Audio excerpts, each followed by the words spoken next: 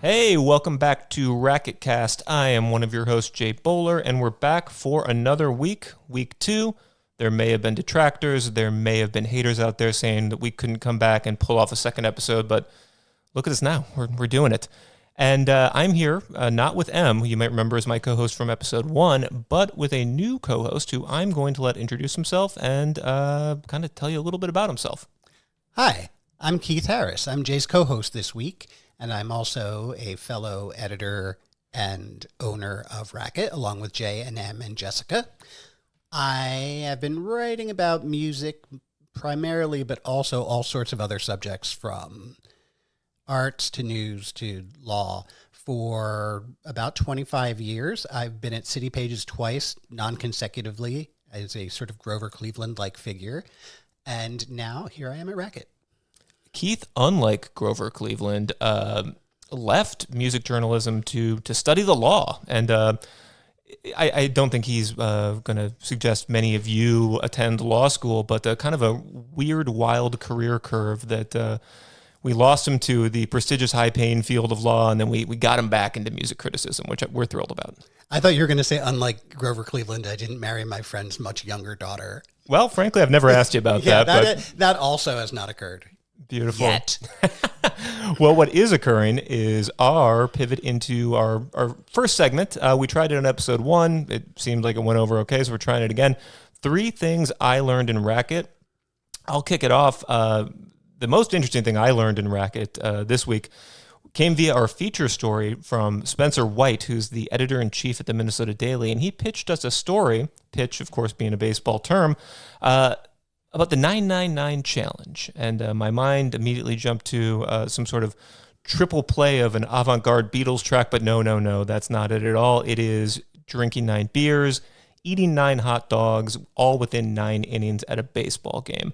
And our intrepid freelancer just punished the hell out of his body by doing it not once, but twice, first at CHS Field and then at Target Field. He never quite reached the mantle of being able to say that he accomplished the 999 challenge, but he really put himself through the gauntlet, just chugging and chomping. And the details, I mean, I won't spoil anything for you, but bodily fluids are involved. How many you can count as you read through, but definitely encourage you to not do that yourself, as there were several disclaimers that it's a degenerate activity and should not be attempted by anyone. But please do kind of let Spencer guide you through his adventure at the ballparks of just gut-busting proportions. Keith, did you learn anything from that article? Well, as they also say in baseball, I think it was a hit.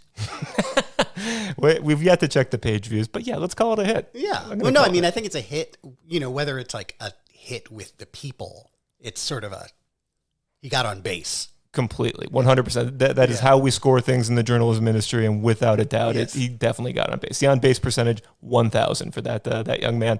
The other thing I learned in Racket this week, I learned through my own reporting, which was MnDOT, I'm sure you've seen, has these like wacky PSA signs that they project on the highway electronically. And one really grabbed the imagination of the internet. It referenced what I came later to learn is a TikTok meme, very demure, very mindful. I'm like 1 foot off the grid, so it took some explaining by M, who was our most TikTok savvy coworker, to say that that's a huge viral trend, and I'm sure a lot of you are shaking your head at me right now for having to learn that kind of within the past 2 weeks.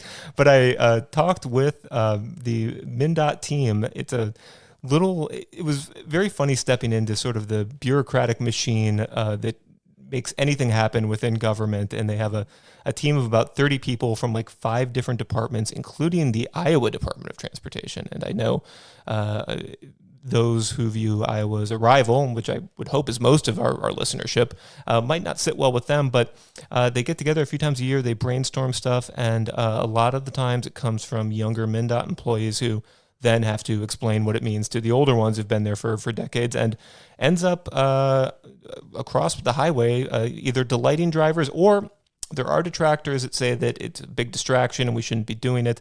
The MnDOT professional I spoke to downplayed that, said it's all good fun, and that they have their own little kind of like TV writer's room workshop. I love the fact that you're learning about popular culture from MnDOT signs now. I am an ancient man. Truly distressing stuff. And the third thing I learned in Racket this week was part of our Best Budget Bite series, and I ventured all the way to Eden Prairie, which I think low-key, another young person term, might be a kind of an elite suburb. I saw Dune 2 there, the Asia Mall, very enjoyable. Their public library is wonderful. It's got this cathedral-like inside. But Lion's Tap is a little bar that's been in some form or another there for like 100 years. And true local heads already know that it's like the South Metro burger destination. I had yet to try it. The single cheeseburger, I think, is like $5.80. I got the double, which pushed it right above our threshold of $10 for the Best Budget Bite series. But we fudged it and gave it entry into those hallowed halls of Best Budget Bites. And I mean, I won't bury the lead here. Great cheeseburger. Loved it. The place caught a little flack during the COVID-19 pandemic when they posted a really cranky, I think, unfortunate sign on the door being like, too much free government money, so we can't find workers. If you want a stimulus check in the form of a paycheck, apply within. And of course, as is this experience with basically every sign you encounter like that, it was revealed they took like $500,000 plus in forgivable government loans during the pandemic. But we will not shame them for that anymore. They've been properly shamed.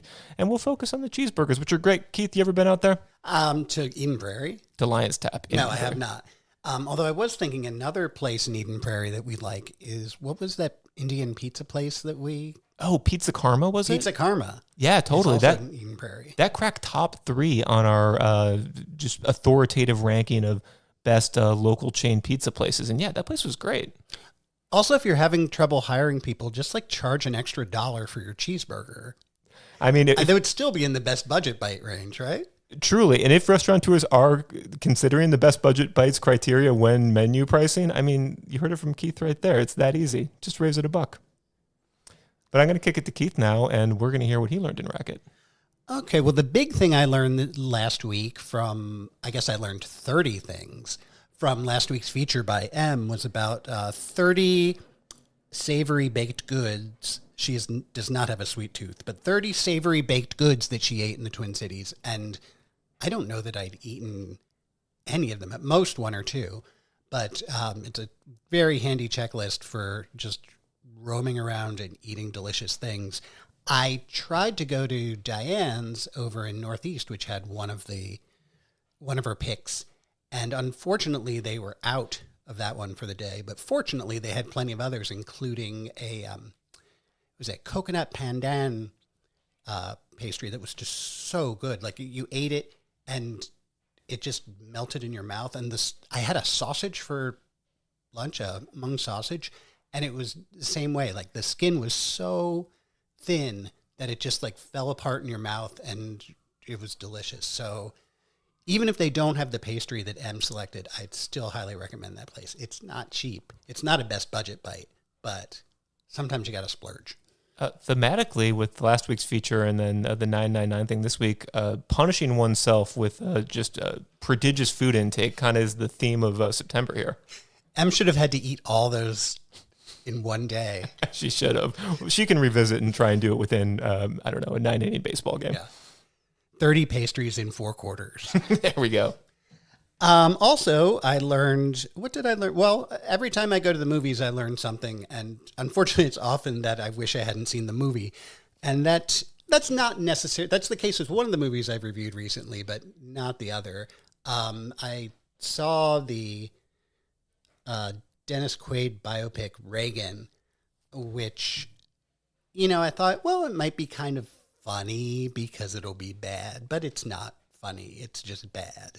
It's just 2 long hours of basically, I called it a History Channel, historical recreation, but I think that might be a little too high budget.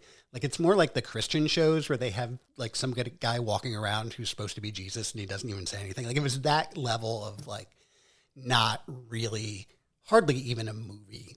So one of the things I always worry about when I write movie reviews is especially when I write bad movie reviews, is what if I make the review so entertaining that people go see the movie even though they shouldn't?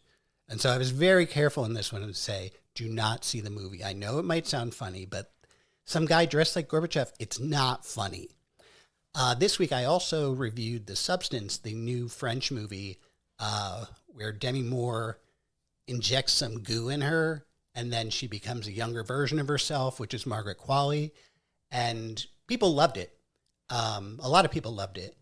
But for me, it kind of started saying some interesting things and then got super gory in a kind of fun way and then got super gory in a really silly way.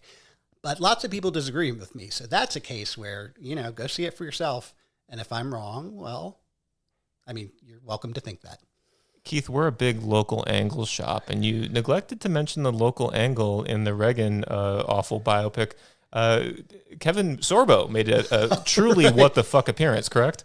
Well, not really. Again, it's like that seems like it would be funny, but he just plays like Reagan's pastor when he's young, and he just shows up to say some things about communism and then disappears. Oh, I'm sorry. That makes complete sense. I was thinking about who played Sinatra. Oh, that's Scott Stapp from Creed. But again, that's really short too. It's 2 seconds of him singing. What do you sing? Swinging on a Star, and he doesn't look or sound anything like Sinatra. It's one of those movies where you look at the cast and you're like, this cast has much more to do with their sort of political affinities than any person's resemblance to people living or dead. And again, don't go watch the movie. God, don't go. It's easy not to go. Yeah. And thrilling to not do anything. Save your money for the new Dinesh D'Souza movie opening this week. That's an official plug right there. Yeah. And Keith, do you have a third thing you learned in Racket this week? I have many things I learned in Racket. My God. But I also learned that we have a new column, Land O' Lusts by Melody KG, which is basically approaching sex from a sex worker perspective and looking at the philanthropy of sex workers in this week's column and, other kinky stuff. And, it's actually something I was just thinking about. It's have you ever noticed if you say kink, you sound really contemporary and know what you're talking about, but if you say kinky, you sound like a Three's Company character or something? And if Ray Davies says it, he sounds too self-referential. Exactly. And that's what I learned this week in Racket. Beautiful. We're going to do a tiny bit of housekeeping here. A new podcast, as we've said over and over again, and the crucial element beyond just being bi-weekly entertainment for you, the devoted Racket reader, is possible income streams for us. So I can't stress enough that you can advertise on the RacketCast. We will just speak glowingly and effusively about your product or your service. Whatever you have, we'll pretend it is, not pretend, we'll truly believe. I know that's a good branding term, believe. We'll believe it's the best damn thing to come out in a long time. And speaking of transactional type things, we have a giant membership drive going right now. There's about a week and a half left. If you've been on the fence about joining Racket, there could not be a cheaper time. We've got subscriptions going for $25 a year or $2.5 a month. I could do the public radio thing and tell you what in your daily life costs $2.50, but Keith, nowadays, nothing that cheap even. No, you're actually losing money by not subscribing at that price. Well, we're going to stop our salesmanship here, and we're going to kick to our first ever guest on our podcast. It's a big one. We're excited about it, and we are going to cut to that right now.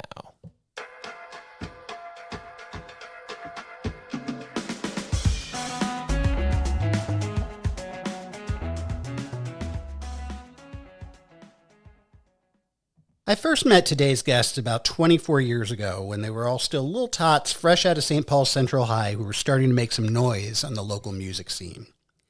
After seeing Heiruspecs at the Foxfire Coffee Lounge, that short-lived downtown all-ages club that was a hotbed for young acts at the turn of the millennium, I was a convert. They were a live rap band at a time when that was a little bit of a novelty, and they had chops and they had a sense of humor. Heiruspecs just continued to rise from there, backing Atmosphere on Sad Clown Bad Dub 3, and then signing to Razor and Tie Records. They opened for big-name rappers across the country and landed a song on the Harold and Kumar Go to White Castle soundtrack. Their 2004 album, A Tiger Dancing, was their bid for popularity outside of Minnesota, And that album is now celebrating 20 years with a re-release. And guess what? We have two of the members right here with us now on the podcast, and I'd love for them to introduce themselves. Hey, what's up, everybody? I'm Felix. I'm one of the two rappers in Heiruspecs. And I am Sean, the bassist in Heiruspecs. Yeah, since we're all old guys here, I figured we'd start with talking about the old days. Let's start by setting the scenes for the rise of Heiruspecs. You know, look at the lay of the land of how things were at the turn of the 2000s for folks who might not have been around then. So, as I said in the intro, I first saw you guys at the Foxfire, and I remember talking to you at the time, and you were both regular attendees of Headspin at Bon Appetit, and then a little later, the Dinky Towner. Can you talk about these venues and the acts that you were playing with around that time? Sure, yeah, we were, man, you're bringing back the memories for sure. Yeah, we played at Bon Appetit a handful of times as Heiruspecs, or I think once or twice, maybe just sort of as a band to back whoever. And we would often see some of the, the ideas and abilities of the world in spaces like that. Groups like Cancer, all the sort of Rhymesayers acts would come through. I remember seeing Brother Ali play there before. At the Dinky Towner, I remember seeing, some of those same faces, but also some more of the concept crew guys that I don't know if a lot of them are around in the Twin Cities anymore or not. And just good times. And I'll add that this is sort of a moment where I'm glad, Keith, that you caught on to the sort of Bon Appetit to Dinky Towner pipeline, because I think that it was this moment where a bunch of folks were hovering right around 21 years old, us slightly younger, but all these people are sort of coming into this moment where they can command a crowd, they are building an audience, and it's figuring out how to find places to do that. And Bon Appetit for a while was hospitable. Dinky Town itself was not very hospitable and was not very excited about these very large crowds on Sunday nights. And the Dinky Towner was able to sustain the scene for a lot longer. Felix mentioned a lot of key people who were around. I also think about bubbling up at that time, like a little Big Quarters, Medium Zach. That's like the younger side of the people who were making that scene. And like you said, Keith, we were a bit of an anomaly, way much more of an anomaly than we are now by being a live band. And that was a really good calling card, not only for us, because we could provide something that other acts on the bill couldn't, which would be a real spirit of improv and a spirit of easy collaboration with other artists on relatively short notice. But the other thing that it helped was sort of get us into venues that might look askance at somebody bringing in turntables, but might go, oh, I used to own a bass amp. I guess I'll be nice to this person. And and that helped. That's the wrong spirit for sound people to have, but it's the spirit that a lot of booking agents and sound people had at the time. And I think for better, we were able to come in and then go, yeah, and Cancer's opening for us. And we're inviting POS with us. We're inviting these people. So at times, I think our format and also our personality helped us sometimes be early ambassadors into some of those rooms. For sure. I'll add one more thing to all of that, which is that the other piece of that sort of Bon Appetit, Dinky Towner, and I would say later Loring Pasta Bar sort of vibe at that and that one block little area of Dinky Town is that there was a very strong culture of freestyling, and that really informed, for me personally, that really informed a lot of my early flow. And really you got a chance to hone your skills in those environments. So I feel like being there and performing in those spaces really just made us better. Tell them about the apron, Felix. Yeah, I would ride my mountain bike from the Kowalski's Deli on Grand Avenue in St. Paul. I'd get done with my shift and have to haul ass to make it over to Dinky Town in order to make it to some of these shows. So I'd still be wearing my apron and would just rock it on stage because fucking who cares. Amazing. I'm sorry, I didn't ask. Can we swear on this podcast? Yeah, go ahead. Yeah. Can you kind of take us through Heiruspecs as a little baby band up until the growth to when you got to sort of the recording phase of Tiger Dancing? Yeah, sure. We started off at Central High School, as you mentioned in your intro. And we were, sort of initially just sort of jamming in that space and not really writing songs. And when we started to put together songs, even then, I was still freestyling over a lot of the beats. Our very first release was a tape called Live from the Studio. And on that, like, I would say 50% of that was really written, and the other 50% was probably me messing around in the studio trying to figure it out. And, as we get closer to a Tiger Dancing, like, the writing becomes more and more formal. I would say, the musicians were already pretty formal, but from my end, the writing became more and more formal. And sort of like, I was finding my voice. I think I could honestly say that, like, A Tiger Dancing is the first album that we did that I could say, that's me. That's what I sound like. Even today, you can clearly see that's me. So, yeah, all the stuff that preceded that, I think, was us sort of finding our creative voice and our creative lane. We started off, I think, musically really just trying to, pretend that we were DJ Premier and, like, how he chops samples, and then not succeeding. But it, that thought process led us down the path that got us to where we were at A Tiger Dancing. I got a little to add to that. I totally agree with what Felix said. And Felix and I both have listened to A Tiger Dancing front to back because we just approved the vinyl masters. So it's very fresh in my mind. And I agree with you, Felix. If you have developed a bunch as a rapper since then, but I agree that it's kind of like the start of where you go, oh, this is like, he has crystallized what he's offering up as a lyricist and as an MC. To speak a little bit to the sort of more like the business side of things about how we kind of went from being like playing coffee shops to going, okay, we're getting out on the road. It was really, actually, I think the press and to some extent, Keith, you in particular, were kind of instrumental in some of that. It was, I interned for a woman named Kim Randall who ran No Alternative Records. That's who invited you out to the Foxfire when we met you at our CD release party in like February of 2000. And Kim Randall was like, oh, right. I was like, yeah, we're putting out a CD in 3 weeks, Kim. And she was like, have you been to a press release? And I was like, a what? And she gave me all these great tips. Keep track of who's the editor at the Daily. Keep track of who's the A&E editor at Star Tribune. Keep track of who's the music editor at City Pages. Who's running Radio K. Keep track of these names. When the names change, write them notes and say, hey, welcome to town, or hey, congratulations on the new job. I'm Sean, just reaching out. And then send them timely press releases.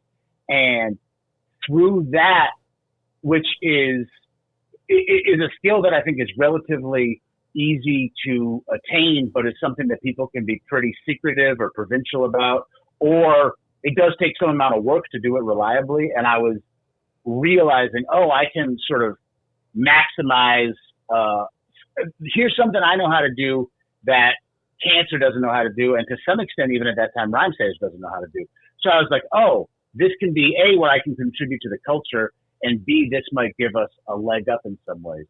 And in a lot of ways, it really did. It's how I met Keith. It's also how I met Vicky Gilmer, who ended up being our manager for some of the prime years of our career. And it also went to the point where when our friends started to build up a little bit of a national profile, we had a real documented regional profile. And that helped a lot. So when Odd Jobs, a group that's like exactly age mates with us, and we were in Interlock together, when they had mostly moved out to New York City for a combination of college and ambition, and they started to plan tours, some of the New York rappers they thought were down to open for them were like, oh no, we like you, like 19-year-old Minnesotans who put us on bills in Brooklyn, but we're not going to get in a van with you for 6 weeks. And we were like, we will. But it was, even with a little bit of work we had done to get out of town, a couple of the clubs were like, we've heard of Heiruspecs, or we read about Heiruspecs in the paper, or if you're able to add Heiruspecs, we can add $150 to the guarantee or something like that. And so a little bit, because of building up some press, we were able to get out on the road easier. And because we had some press, we were able to get better results when we were on the road. I retold this story last night and I had completely forgotten about it, but the actual way we got Vicky Gilmer as a manager was our friend Bill Caperton was working for her, and he and I were in a band called Ela, and he had been an early drummer in Heiruspecs when we were going through drummers every 2 weeks. And we had just played Madison on this little tour I booked, and they told me, they're like, yeah, you guys had like 2,400 people down at the Terrace. And I offhandedly told Bill, yeah, we had 2,400 people down at the Terrace, but I think it's just a built-in crowd. He saw Vicky on Monday and was like, yeah, Heiruspecs had 2,400 people at the Terrace. And Vicky was like, Mason Jennings doesn't get 2,400 people at the Terrace. There's something here. And that's when she was like, oh, I'd like to talk with y'all and figure out how we could work together. So I think actually our ability to connect with the press helped us get to a couple places, either period or at least faster than we might have without that. For sure. Wow, Vicky Gilmer and Kim Randall are names I hadn't thought about for a while. You guys are really taking me back. So you're on Razor and Tie. You've done a Tiger Dancing. What were your expectations at the time of what would happen next? I think we were just looking for, I don't know that we had like super realistic expectations, I must say at the time, because we were like, hey, we've never done a record deal before. We kind of knew that they could offer us a publicist, and we didn't have one of those already in our pocket. But it's not like they were, offering to book us tours. I think we'd sort of hoped that they could get us some placement, and they certainly got us that spot on the Harold and Kumar soundtrack with Fives. But they, beyond that, I don't know that we really had a ton of expectations for what they would do in support of us. It was like, I remember we did get a couple of like small opportunities. Like we met with Sony BMG, and we like did an event that was like tied to one of their studios in LA at one point. And that was all interesting, but like not super, it wasn't like a platform for us. I think, I remember just being like, this guy Gerard, who was like the A&R that was into us, is a fascinating dude and like knew everybody in the hip hop scene. Like he had worked with a ton of like, New York area rappers that I had really looked up to.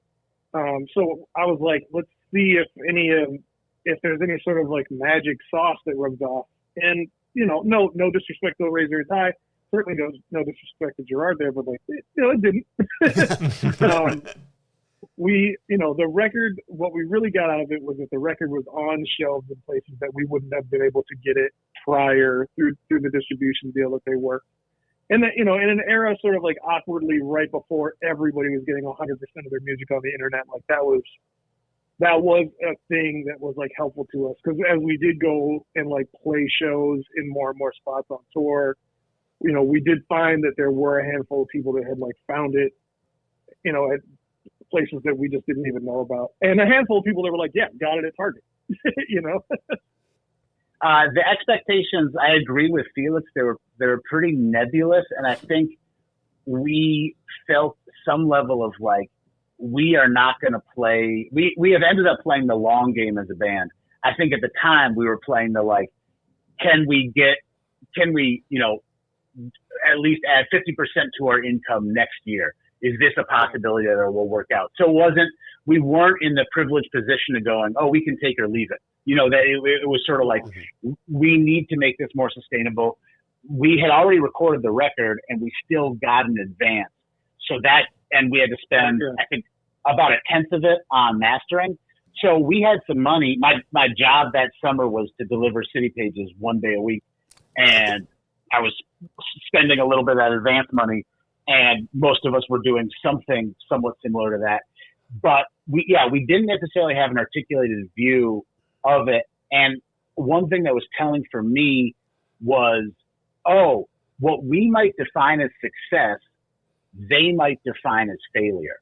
And that was a really sort of telling moment in the sense that if you do, and I don't have access to SoundScan, I doubt anybody on this podcast does, but like the last time I SoundScanned the Heiruspecs record, it was like north of 12,000 copies. And this is probably kind of like early streaming era where they're counting some of that. So that's like a notable success in the world that I would say Racket, but also Heiruspecs and also a lot of the people we are around sort of swimming. That's a good look. early on when we signed with Razor and Tie, I had other business to call Rhymesayers about, and I was calling for somebody else, but this was still kind of during the, like, who do you need to reach era on the phone, because I was calling a regular landline. And I just, like, talked to Sadiq from Rhymesayers for a minute about it. He was like, congratulations. But he was like, I think if they had atmosphere, they might count that as a failure. You know, like, he's just going, like, a lot of what looks really good to us in sort of the underground world might all be painted as a non-success. So I think there was a lot of times where I was like, hey, this is really good. And Razor and Tie was like, I mean, kind of, you know, like, you ain't fucking, you're not fucking Dar Williams. You're not like the other people we have on the label. And I don't know exactly what Dar was doing, but I would guess that she was probably like a 50 to 75,000 copies sold. I think their selling artist at that time was the metal band Lamb of God. And, like, obviously this is the label that makes, like, the majority of their money doing licensing stuff with, like, Holla for Thug Nation and Kids Bop. You know what I mean? Like, yeah. It's, you know, we did get some, you know, looking back at it, like, it changed a little bit of, like, what our standards are for our records. Because prior to that, we had not, like, been super serious about the mastering process, for one. You know, we did get to go and tour some mastering studios, and I think that was, at least for me, Sean, I don't know if it was for you, but for me it was, like, a little bit eye-opening about the process and why it's more important, because we were just kids and we didn't know shit before that. And then, you know, we did get a music video out of it. We filmed the music video for Fives on a rooftop in New York, and, you know, we hadn't had a music video before, so it's not like we got nothing out of it. It was definitely, like, a good experience, but yeah, we were not in a position where we were going to offer them, like, the success that makes numerical sense to them. And I think in the end, we ended up not doing a second project with them just because they knew it and we knew it. Take us through kind of the highs and the lows of that album promoting tour, of that whole album cycle, when you guys were kind of thrown into not the mainstream meat grinder, but kind of one rung below it. Okay, yeah. We started a tour a handful of weeks, or maybe a week before the record came out.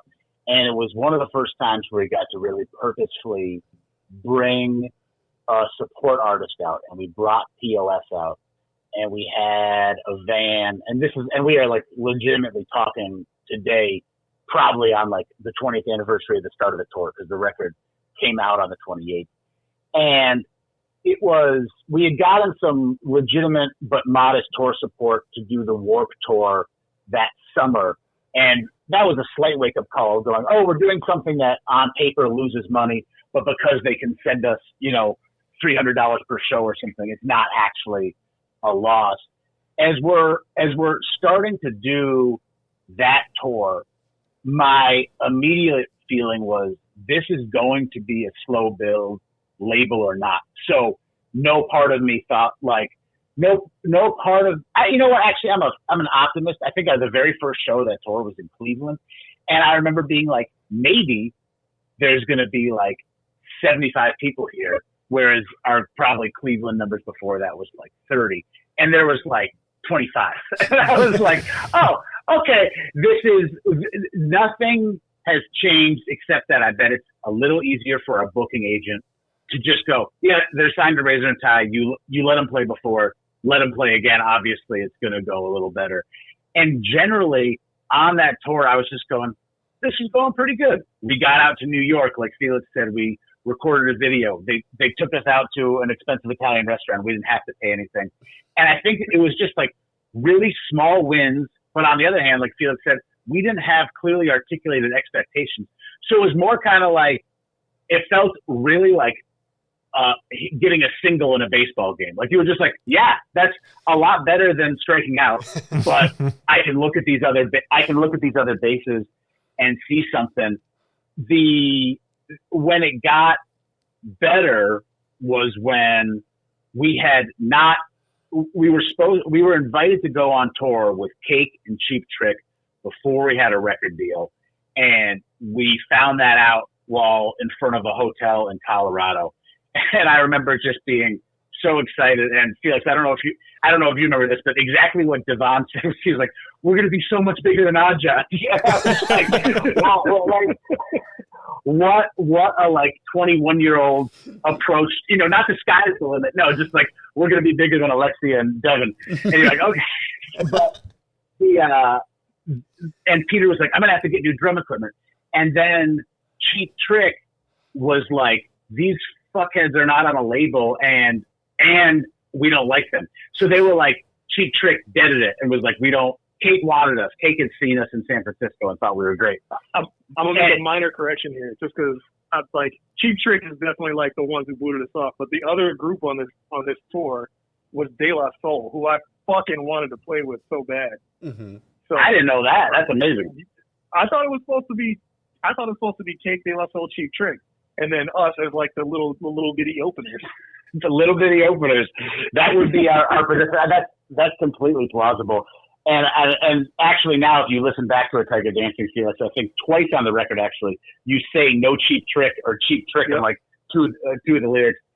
When we got on the label, that was like, it was Cake, the Walkman, and us. And they were like, it's on. Yeah, no problem. We will take a baby band up front before the Walkman. And that was like a 10 or 12 day West Coast tour. And for no reason other than we were doing something cool, Joe Mabbitt, the guy who made the record as the engineer, came out with us. Our booking agent flew out to see us in San Francisco. We were playing to huge crowds. And I was like, this is all tangibly linked to us being signed to Razor and Tie. This is great. We're building an audience.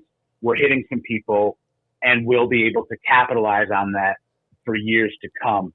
And that, I would say, was like the high point of going, oh, we're at a different profile. And truth be told, when we came back, you could feel the impact. I'm not saying that, 40% of Cake's crowd came out, but it was like suddenly, like so many hip hop bands, the West Coast just became a lot more profitable, even though the gas was a lot further than the East Coast. And so we're like, okay, this helped.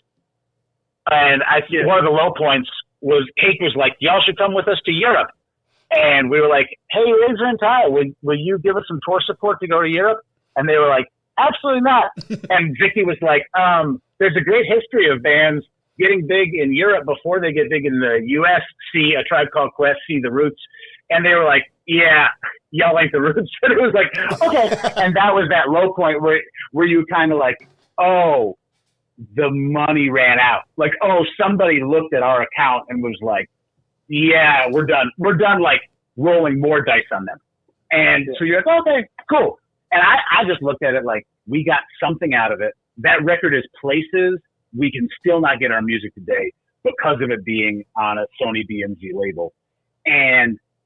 But that was about it. That was the moment where I was like, okay, somebody looked at the ledger and said, we're done rolling the dice on them. Mm-hmm. If that album was kind of up until that point, just ramping up, what happened next? Maybe we didn't play as large shows as those shows with Cake on our own, but we definitely had more success in bringing people out to our shows. I think that is in part due to the fact that like we had done small tours with a publicist, thanks to Razor and Tie, and that we had that run with Cake, especially helped us on the West Coast. It also opened some doors to opening for artists who maybe would previously not have worked with us. Like we did get to do a really fun tour with Lyrics Born and a tour with Trey Hartson, also known as Slim Kid Trey of the Far Side. And these are artists who might not have checked for us maybe if we had not already done some of that legwork. So yeah, I think it did open some doors for us for sure. I'm trying to remember, and I bet Jay or Keith, you might have it in your head, maybe even Felix, you do. There's some still released monthly news or magazine about touring that, like, if you get an article on that thing, you're going to get a lot more you're going to get a lot more bookings. And we got that article that was like, Heiruspecs is building something. This helped immensely that basically we were crafting a very similar path of popularity as Mason Jennings. It was like, oh, it hit on the West Coast. Oh, it's the same manager. Oh, they're also from the Twin Cities. Okay, we know how to kind of handle that. And Felix is totally right. It went from being a really marginal venture to being a firmly like, this is our job for a handful of years. We have some really big money shows in Minnesota, comparatively big money shows. sock that money away and we slowly lose it on reasonably well-attended shows out in the rest of the U.S. And I mean, I think what basically, so business-wise, it was the proper step. I think it was a short enough step that I think we were a little dejected artistically. That it was like, oh, it's going a little bit better, but we thought we might have been jumping up 3 rungs. So when we started to try to go back into the practice rooms, I think that was one of the hardest moments where I don't think we had cohesion on, are we a success story? Are we a tragedy story? Are we somewhere in the middle? Where do we belong, and what comes next for us artistically? And a ton of sober honesty from Vicky, where she's like, I got no idea if they're going to want to do anything with your next record. So it kind of felt like they were like, why don't you go ahead and make us a demo so we can say no? And that is not a very exciting place to be in a writer's room. So that was like, I bet you, Felix, I'm thinking that was probably August of 2006 where we're like, okay, we can't write anything. I played with Jesse Green at the Barbette, not Bastille Day, but like Barbette block party. And I saw Vicky and I was like, Vicky, I don't know if we're going to make more music. I don't know if we're going to go on the road. And she was like, you got this Trey Hudson tour in the fall. You got to do this tour because it's on the books and you'll have fun. And we were like, okay. And that tour proved to be a lot of fun. And Felix mentioned us going on that tour. We weren't strict openers on that tour. There was markets where they were like, no, Heiruspecs is going to headline over Trey Hudson, and not just Minneapolis. And so I think sort of that sort of evolved as we were on the road. I think we were supposed to be the openers on all but the Minnesota dates, and then there were a couple of places where that did flip. Yeah. So that was that moment where I think after that tour, since that tour, the priority has been, how can we be happy creatively? How can we do the best we can for our community and for each other? And the sort of the end of Heiruspecs as a potentially full-time venture for 6 adults, or 5 adults at the time, because we didn't have a guitar player on the road with us at the time. And so it was at about that moment where we were like, okay, I was really glad we did that tour. We had a lot of fun, I think partially because we had loosened the pressure. And it has only been easier to write. It's not always been easy, but it's only been easier to write since then. We've been a lot more aligned since then. Yeah. So yeah, let's talk about sort of Heiruspecs' second act. Like after, now that you've become, you've like you said, you've passed beyond sort of that stage of like trying to grow, and now you're saying, okay, this is who we are and we have our identity.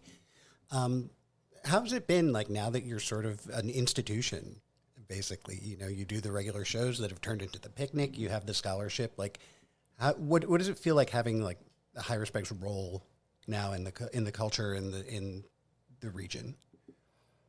To me, it feels like a lot more creative freedom.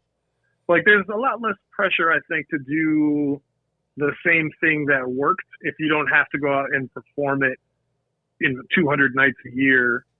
You can sort of step outside of the boxes a little bit more and take your audience on a little bit more of a journey in a way.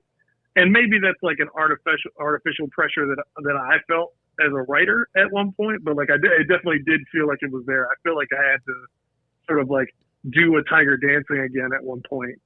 And now, it has since felt like we can go places and do things artistically that we were unable to do before. I think also we sort of had this moment at the end of our touring experience where like we crashed and rolled our van and everybody was okay, thankfully. And that like really felt like closure to this chapter that we had been on. And like that sense of closure and like that clear bookmark really, I think, allowed, for me at least, to make like a mental switch. Like I was able to just say, okay, that version of Heiruspecs doesn't exist anymore. We can now focus on doing something new and exciting. So it really, for me, when it was time to start writing after that, felt like it brought back some new energy. It felt like it was exciting and exploratory again. So that was great. You're so right, Felix. And like that actual day that we got into that car accident, like Felix said, super glad that everybody was okay. Stayed in the hotel the next day, and there's maybe never been more laughing and joking around than while we're waiting for the van to get like barely fixed, just so we can bring it home and scrap it, because they were like, yeah, this thing is ruined. I remember the mirror broke off, and we were just the type of band where if someone was going to drive the van without a mirror, it was going to be Felix. Like there was no question about that. And Felix was driving, and he would just be like, look, because we would all have to look because there's no mirror, and we're laughing, and like there's windows that are broken, and we're driving at like 75 miles per hour on 94 coming back from outside of Fargo, and I literally in the middle of the winter, yeah, this is the second chapter, or this is, you know, it felt like such a clean break, and we're all laughing, and we're all suddenly glad we're alive, which is not a way that a lot of 26-year-olds feel, and that. I think that goodwill and that energy is what really gave us the energy to. I think a lot of bands that get a swing like we got, and to some extent strike out or hit a single, can't stay together, can't be right to each other, can't be right to their audience. And I think that closure in December of 2006 was like very, very helpful. Yeah, to keep the baseball metaphor going, you could view that whole era as like you had your chance and didn't quite grasp it fully. But I mean, how many bands are even in that position to begin with? It's very rarefied chance at the plate to really keep the metaphor extended there. And I'm curious now, as we're at the reflection point of 20 years, what do you guys both feel about that record? Where does it sit with you? What do you think about as you're looking back? I mean, I'm gonna say something really petty first. We're so much bigger than Outta. But you know what? I mean, you know what, Sean? Factually true. You're still no Dar Williams. Fair enough. Felix, you can take this right to the first answer. I just wanted to get that joke in. Yeah, I mean, so as Sean said earlier, like we just listened back through this record. Like I literally just listened to it front to back yesterday, for maybe the first time listening to it in order since the mastering process. Like we've listened to all these songs a million times, of course. We've played these songs a million times, of course. But like, and maybe every artist listens to their albums all the time, but I don't ever listen to our stuff. Like I need an excuse to actually inspect the product, I guess. So I just was like, in a way, like I look back, my impression of listening to it is like, oh my God, Sean was a goofball back then. Like, let's go to Canada right now. Like, what the hell is that? But like, just it made me really think about like sort of where we were and what this moment represented. A lot of which we've already talked about. It felt like we really had something. It did feel like we had lightning in a bottle. Maybe not like the giant lightning strike that makes you a band as big as fucking Journey or something. I don't know. Like not like we're gonna be a household name for generations, but it really did feel like we had something that needed to get out, and I think we did succeed in getting it out. The process by which we got it out felt new and maybe awkward, but we got it out there. And I don't look back at it and say, "Oh man, we could have gone further with it." I feel like I think it went further than I ever thought it would, realistically, at the time. If there's like any moment that I look back at, like, do I think we missed the ball? It might have been like, could we have released the record afterwards faster and had gone further? Yeah, I think we could have possibly gone further, but I don't think that, certainly I was not creatively in a place. I felt the grind of being on tour at times, 270 shows in a year, that just was too much for me. So I don't feel like it was worth my mental health or maybe the band's actual standing as a group to sacrifice all that for putting out a record and seeing what more could come. I think if I had known how much regular jobs suck and how comparatively little they pay, I think I might have been like, we should keep on trying. But I think there was a youthfulness. I really didn't know. I knew I was working my ass off, but I had only had sort of part-time jobs, working the door at the 400 bar, working at like the college I went to or things like that. And so I think I was like, oh, it will just be much easier to work a job. And I think it's somewhat easier. I would say that most jobs, you two in the racket world are in more of an entrepreneurial mode than Felix or I are at this point. And there's ups and downs to it, but I think having a little more knowledge of the difficulties of regular ass life, I might have taken another swing, like Felix said, like, oh, maybe we could make a record sooner than we did. I appreciate you mentioning, Felix, that I was a goofball on the record. I'm really glad we made the record before we signed to Razor and Tie, because I bet if we had signed to Razor and Tie, it would have been way more buttoned down and way more like sort of cookie cutter hip hop. We knew we were aiming for a record deal. We knew we were trying to make a really big moment, but this was the only record I ever got to do where it was just like for 6 or 7 days, we just went in every day and made the record. No job, got pulled off the road for a couple of weeks and did this. And we had so much fun, and you can actually hear it on the record. And I don't know if either of those things would have been true if we had signed to Razor and Tie before it had been recorded. For me, my favorite thing is that a lot of times for bands, the biggest document, the most popular document they have barely resembles what they are. And that's not true for us. This is like the record we legitimately wanted to make in 2003 and the record we legitimately wanted to tour and support in 2004 and going forward. And I'm just like, I'm really grateful for that. And yeah, listening back, I was like, wow, Felix is amazing. The band is amazing. A lot of the songwriting stands up. And yeah, I smiled wide listening to the record. I'm really proud of what we made. Same, yeah. Cool. Well, thank you guys so much for talking with us. It's been great catching up with you and sort of going back through the last 20 years, 25 years. Again, thank you so much for being the very first guests on the Racket Podcast. Thank you for having us.